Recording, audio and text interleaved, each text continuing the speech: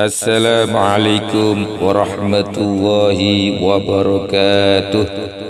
Salatu wa salamu ala toha Rasulillah. Salatu wa salamu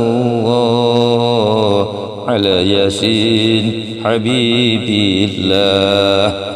Alhamdulillahi Rabbil Alamin wal aqibatu lil muttaqin fala udwana illa lil zalimin. Wassalatu wassalamu ala asrafil anbiya'i wal mursalin nabiyina wa habibina Muhammadin arsalahu wa rahmatan lil alamin. Yang saya muliakan para kiai, para alim, para ulama, para sesepuh dan bini sepuh, dan tak lupa para pendengar kultum saya di mana saja berada yang dirahmati Allah. Hadirin hadirat yang dimuliakan Allah dan para pendengar kaum muslimin di mana saja berada. Allah SWT berfirman dalam surat Ar-Rum ayat 21, Doharul fasadu fil barri wal bahri bima kasabat aydin nasi liyudhiqahum ba'dal ladzi amilu la'allahum yarji'un. Telah tampak kerusakan di darat dan di laut karena perbuatan tangan-tangan manusia, supaya Allah memberikan rasa kepada mereka sebagian balasan perbuatan yang mereka lakukan. Mudah-mudahan mereka kembali taubat. Kata Fadlah bin Ubaid, sami'an Nabi alaihi salatu wassalam rajulan yad'u fi salatihi falam yusalli alaihi salatu wassalam, faqala an-nabi alaihi salatu wassalam ajjal hada thumma da'ahu faqala lahu wa li ghairi idza shalla ahadukum fal yabda' fi tahmidillahi was sana'i alaihi thumma yusalli ala an-nabi alaihi salatu wassalam thumma la yad'u ba'du ma syaa. Baginda Nabi sallallahu alaihi wasallam mendengar seorang laki-laki berdoa di dalam salatnya tanpa membaca selawat untuk baginda Nabi sallallahu alaihi wasallam.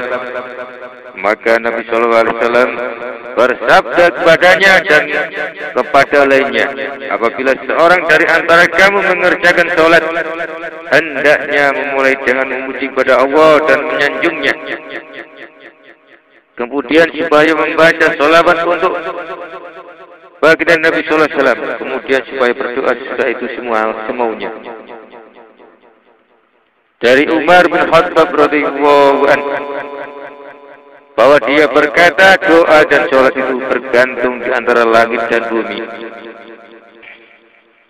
tidak naik langsung sampai kepada Allah Ta'ala sedikit pun dari doa dan sholat itu sehingga dibacakan sholawat untuk baginda Nabi Sallallahu Alaihi Wasallam. Diriwayatkan dari Ibnu Mas'ud radhiyallahu anhu bahwa dia berkata, baginda Nabi Sallallahu Alaihi Wasallam bersabda di kelompok para sahabat, inna min ummati aqwaman yaqulu Allah Ta'ala lahum yawmal qiyamati ya ibadi udkhulul jannah wa yatahayyaruna fi arsatil qiyamati ila an yahdiyahum Allah Ta'ala ilal jannah. Wa qila man hum ya Rasulullah, faqala alladzina tukirtu baina aydihim wa lam yusallu alayya min asy-syahwil wal ghaflah. Sungguh dari antara umatku nanti ada beberapa kaum yang Allah Ta'ala berfirman kepada mereka di hari kiamat dengan firman-Nya, Hai para hambaku, masuklah kamu sekalian ke dalam surga. Maka mereka bingung di padang luas di hari kiamat pada petunjuk Allah untuk masuk ke surga itu. Beliau ditanya, siapakah mereka itu wahai Rasulullah? Beliau menjawab, mereka adalah orang-orang yang namaku disebut di hadapannya. Mereka tidak membaca salawat untukku dari sebab lupa dan lalai. Asal mulanya bumi ini adalah hijau dan rapi. Tidak ada anak Nabi Adam yang datang ke sebatang pohon kecuali dia dapatkan buahnya di atas pohon itu. Dan air laut adalah tawar segar. Harimau tidak memangsa sapi, dan begitu pula anjing hutan tidak makan kambing. Maka tatkala Qabil membunuh Habil, bumi menjadi tidak rata lagi, pohon-pohon menjadi berduri, bumi menjadi hitam, air laut menjadi asin pahit, sehingga dikatakan telah tampak kerusakan di darat sebab Qabil telah membunuh saudaranya sendiri, ialah Habil. Dan di laut ada Belanda, seorang raja kafir yang merampas setiap perahu dengan cara gosok dan paksa. Kata Isyumi, ma'asyihim, artinya dengan kejahatan durhakanya orang yang meninggalkan sholat, maka timbul dan tambahlah kerusakan di darat dan di bumi.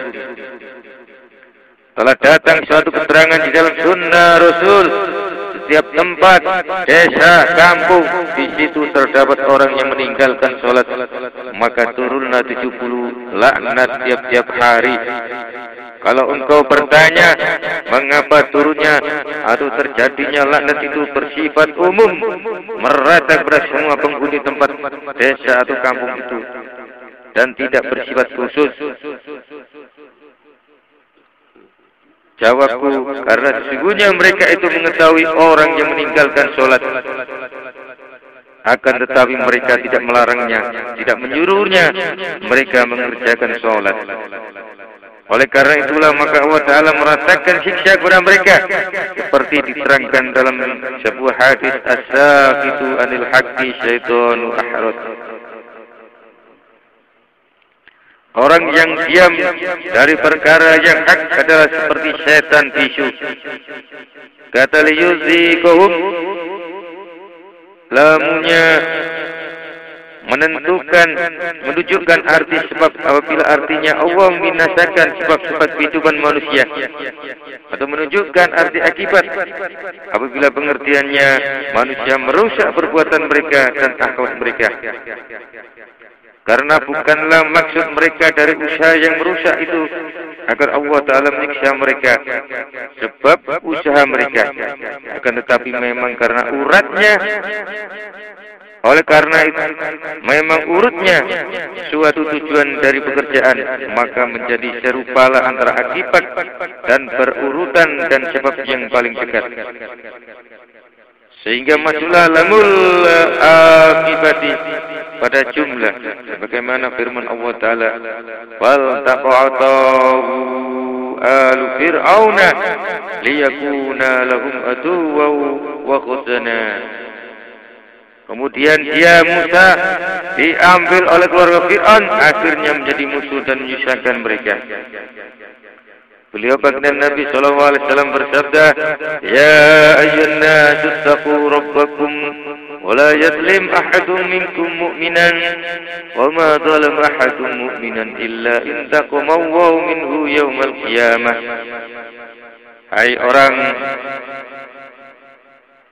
Hai manusia, takutlah kamu sekalian kepada Tuhanmu, dan jangan seorang dari antara kamu ada yang menganiaya orang mukmin, dan tidak seorang yang menganiaya orang mukmin kecuali dia akan disiksa oleh Allah pada hari kiamat.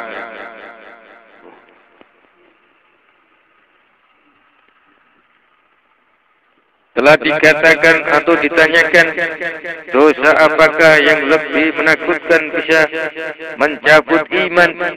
Dijawab, ialah meninggalkan syukur terhadap iman, tidak takut dengan akhir hayatnya, dan menganiaya sesama hamba.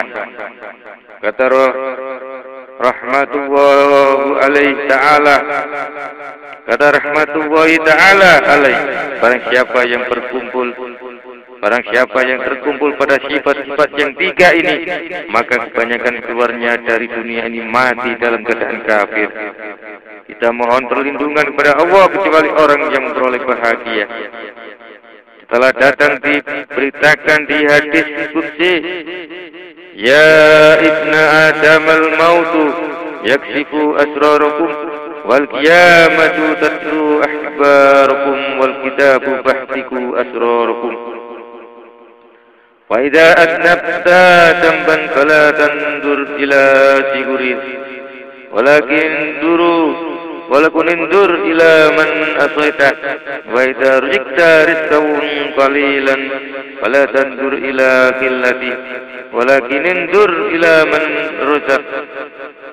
ruzaqak wala tahqirid dambas saghir fa innaka la tadri bi ayyi dambin adghada fa'alik wala ta'man makri wa huwa aqwa min dabibin namli ala safa fil laili dhulma'i ya ibna adam hal asaitani wa dhakarta al-ghadabi fantahabaita'an wa hal addaital amanata liman i'tamanaka wal ahsanta lima asya'a ilaik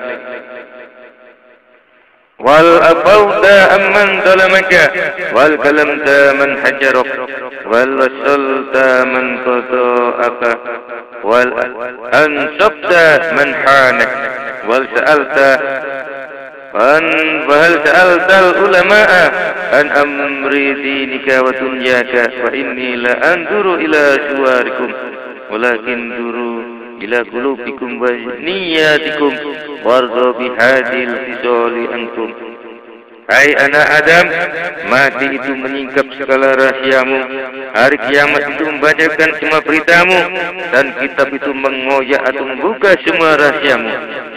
Maka tatkala engkau berbuat dosa, jangan melihat kecilnya dosa itu, tapi lihatlah orang atau zat yang engkau durhakai. Dan tatkala engkau diberi rezeki sedikit, jangan engkau melihat sedikitnya, tapi lihatlah orang atau zat yang memberi rezeki kepadamu. Dan janganlah engkau meremehkan dosa kecil, karena sesungguhnya engkau tidak tahu dosa apa yang menyebabkan engkau dimurkai dan kamu tidak aman atau terjamin terhadap tipu dayaku.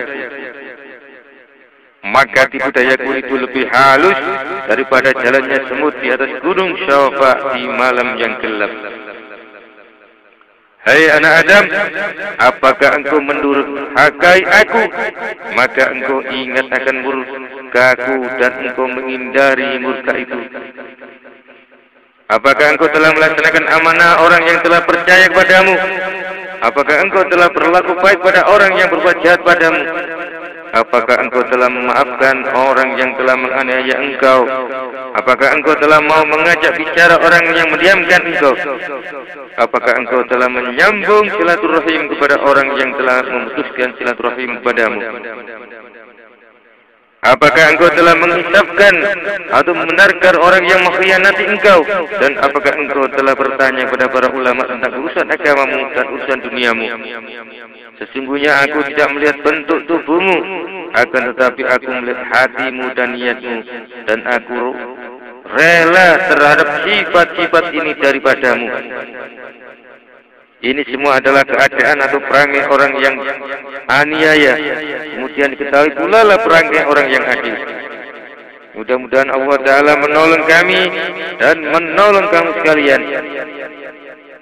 Diriwayatkan bahwa Umar bin Khattab radhiyallahu an telah berjalan-jalan di waktu malam dan melewati sebuah pintu rumah, maka dia mendengar tangisan.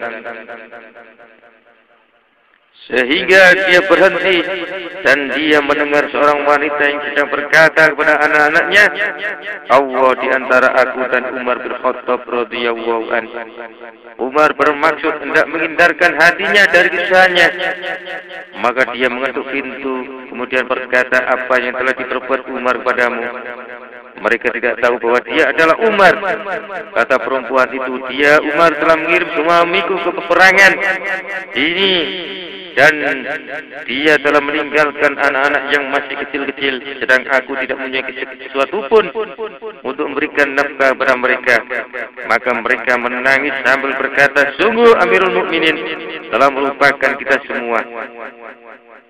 Maka Umar pun keluar dan mengambil karung penuh gandum dan lemak yang banyak sekali, kemudian membawanya sendiri di atas punggungnya.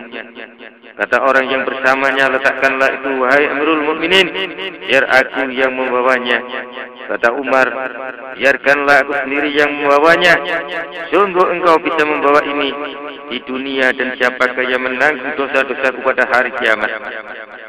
Dan adalah Umar menangis hingga masuk dalam rumah, dan saat itu juga dia mengaduk gandum dengan tangannya, kemudian menyalakan dapur serta masak roti dan lemak. Kemudian dia membangunkan anak-anak dan dia sendiri dengan tangannya memberikan makan, menyuapkan kepada mereka sehingga mereka kenyang. Maka Umar berkata kepada mereka, jadikanlah ini penyelesaianku agar kamu semua nantinya tidak memusuhi aku di hari kiamat. Kata mereka, ya. Kata Umar keluar pulang dengan membawa karung. Sesudah Umar radhiyallahu anhu meninggal dunia selang 15 tahun, maka diimpikan dan ditanya, apakah tindakan Allah padamu hai Umar? Umar menjawab, sekarang aku telah selesai dari hisab. Firman Allah Ta'ala, Inna Allah ya'muru bil adli wal ihsan. Sungguh Allah perintah berbuat adil dan berlaku baik. Al-ayat. Dari hikayat tertulis di sayap belalang, kami adalah tentara di beberapa tentara yang diberi kekuasaan oleh Allah menguasai para hamba untuk menghancurkan beberapa penjuru dan negara ketika sudah tampak perlakuan durhaka dan kerusakan. Dan telah datang pula dari orang salaf keterangan perbuatan durhaka dan ilmu pengetahuan itu kedua-duanya di kota. Kebodohan dan berkah itu kedua-duanya di desa. Maka ilmu menarik berkah ke kota sebab adanya penyesuaian keduanya. Dan kebodohan itu menarik perbuatan aniaya ke desa juga karena adanya persesuaian pada keduanya. Sekarang demikian juga penghuni kota melapor daripada penghuni kota dan tidak dari penghuni desa. Dan penduduk desa melapor dari penduduk desa, bukan dari penduduk yang dalam bepergian. Dan penduduk yang sedang bepergian juga melapor dari agama Islam dan tidak melapor dari semua agama. Pada suatu tahun terjadi paceklik bagi orang-orang di kota Mekah. Maka orang-orang sama keluar mengerjakan sholat istisqa, yakni minta hujan selama 3 hari, tapi tetap belum ada hujan. Kata Abdullah bin Mubarak, aku berkata sendiri, aku akan keluar dari mereka dan aku akan berdoa kepada Allah Ta'ala. Maka semoga dia Allah berkasih sayang padaku dan menerima doaku, dan aku pun menyendiri dari mereka. Kemudian aku masuk ke dalam sebuah gua. Maka aku belum tinggal beberapa lama, masuklah seorang anak laki-laki berwajah hitam. Kemudian sholat 2 rakaat dan meletakkan kepalanya di atas tanah serta berdoa kepada Allah Ta'ala. Sedang aku mendengarkan dia berdoa, wahai Tuhanku, sungguh mereka kamu adalah para hambamu, dan sungguh mereka telah mohon hujan kepadamu selama 3 hari, maka tetap belum engkau beri hujan. Demi keperkasaanmu aku tidak akan mengangkat kepalaku sehingga engkau memberikan hujan kepada kami. Kata Abdullah bin Mubarak, maka dia tidak mengangkat kepalanya hingga langit mengirimkan hujan. Kemudian dia berdiri dan pergi, sedang aku mengikuti di belakangnya sehingga dia masuk sebuah kota dan menuju ke sebuah rumah. Maka aku berhenti di pintu dan aku duduk di situ sehingga ada seorang yang keluar. Kataku kepada orang itu, rumah siapakah ini? Jawabnya, rumah fulan. Maka aku lalu masuk dan berkata, aku mau membeli seorang budak. Pemilik rumah itu menunjukkan padaku akan seorang budak. Kataku, aku ingin yang lain. Apakah engkau mempunyai yang lain? Dia menjawab, aku mempunyai budak yang lain. Akan tetapi ia tidak sesuai untukmu. Kataku, mengapa? Katanya, karena dia malas. Kataku, tunjukkan kepadaku. Maka dia pun memanggilnya dan aku melihatnya. Maka kataku, sungguh aku senang yang itu. Dengan harga berapa engkau jual? Katanya, aku membelinya dengan 20 dinar. Akan tetapi tidak seimbang atau lebih dari harga 10 dinar. Dan aku jual kepadamu 10 dinar saja. Kataku, aku beli daripadamu dengan 20 dinar. Dan aku bayar juga harga kepadanya. Dan aku menerima budak itu daripadanya. Kata budak itu padaku, hai Ibnu Mubarak, mengapa engkau membeliku? Aku sesungguhnya aku tidak akan melayani kamu. Kataku, siapakah namamu? Katanya, Al-Ahibbatu, diketahui dengan Al-Hibbah juga. Kata Abdullah bin Mubarak, maka dia aku bawa pulang ke rumah dan dia mau ambil air wudhu. Maka aku berdiri dan aku berikan padanya sebuah tempat air dan kuletakkan pula sandal di mukanya. Dia pun berdiri dan berwudu kemudian mengerjakan sholat serta bersujud. Aku mendekat kepadanya karena aku ingin mendengarkan apa yang ia katakan atau ucapkan.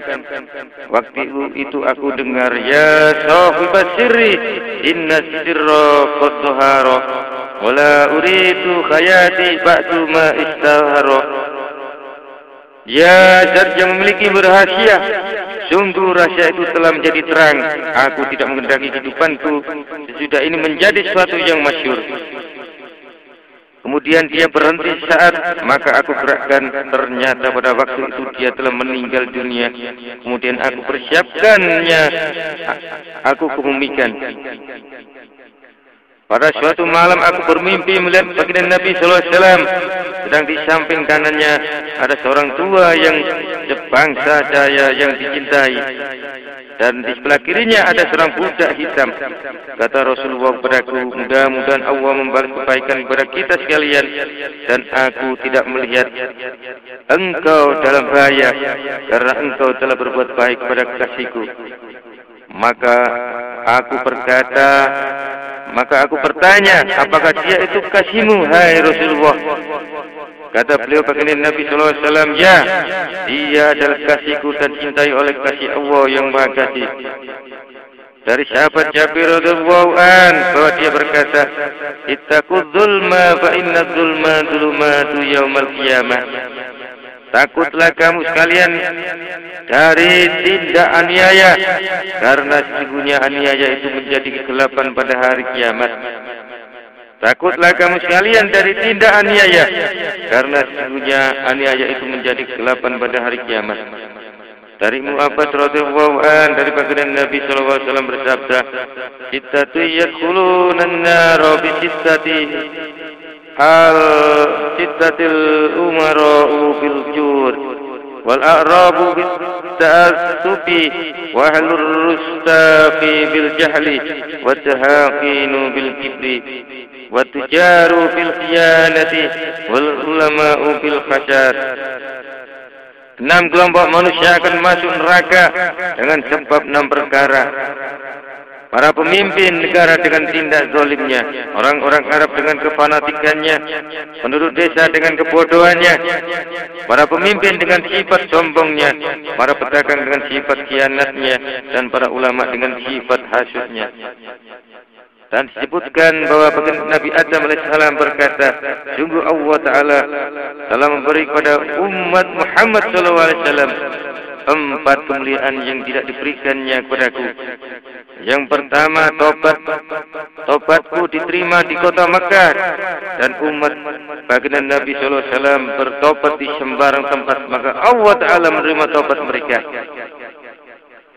Yang kedua, semula aku berpakaian Maka tatkala aku berbuat durhaka, Allah menjadikan aku telanjang, dan umat Muhammad SAW berbuat durhaka dengan telanjang, maka Allah Ta'ala memberi pakaian pada mereka.